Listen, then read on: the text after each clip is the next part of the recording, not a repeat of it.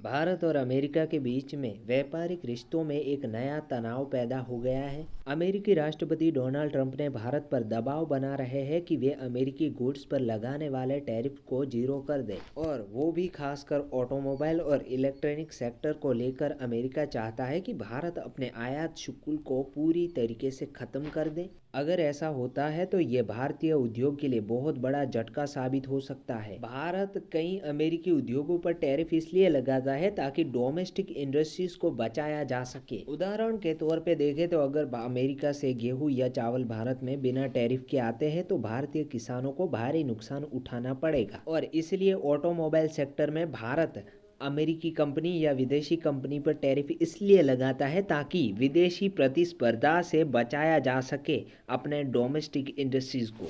CNBC की report के अनुसार अमेरिका ने भारत को प्रस्ताव दिया है कि वे कृषि उत्पादकों को छोड़कर सभी अमेरिकी वस्तु पर टैरिफ जीरो कर दे। इसका मतलब क्या है? तो इसका मतलब अगर अमेरिका से कोई भी कार 10 लाख रुपए की आती है और भारत उस पर 50% टैरिफ लगाता है, जिसकी वजह से भारत के जो ग्राहक हैं उनको अमेरिका से आई हुई कार 15 लाख रुपए की मिलती है। अगर ये टैरिफ हट जाते हैं तो ये कार 10 लाख रुपए में ही उपलब्ध होगी। इससे भारतीय ऑटोमोबाइल कंपनी को भारी नुकसान होगा और भारतीय कंपनियां अमेरिकी कंपनियों से प्रतिस्पर्धा नहीं कर पाएगी। भारत पर प्रेशर क्यों है? तो डोनाल्ड ट्रंप ने हाल ही में रेसिप्रोकल टैरिफ लगाने की घोषणा की है। इसका मतलब है कि अगर भारत अमेरिकी सामानों पर 15% टैरिफ लगाता है तो अमेरिका भी भारतीय सामानों पर 15% टैरिफ लगा देगा। इससे भारतीय कंपनियों के लिए अमेरिका से निर्यात करना महंगा होगा और भारतीय उत्पादनों की मांग गिर सकती है।